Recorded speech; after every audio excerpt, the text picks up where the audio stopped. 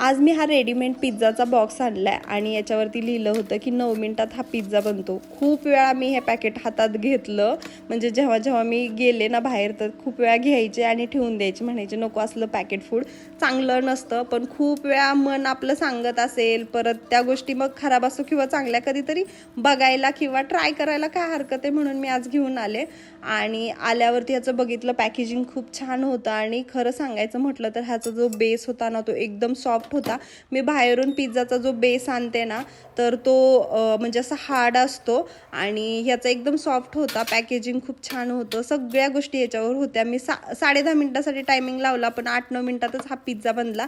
बाहेरचा तर आपण डॉमिनोजचा वगैरे खातो ना, तसंच हा घरी फक्त बेक करायचा आणि खायचा गरमागरम. चिली फ्लेक्स ऑरिगॅनोचं पण पॅकेट त्याच्यामध्ये दिलेलं होतं. मला तर मस्त वाटला. तुम्ही कधी ट्राय केलाय का कमेंट करून सांगा. आणि व्हिडिओ आवडला असेल तर जास्तीत जास्त लाईक, शेअर आणि सबस्क्राईब करायला विसरू नका.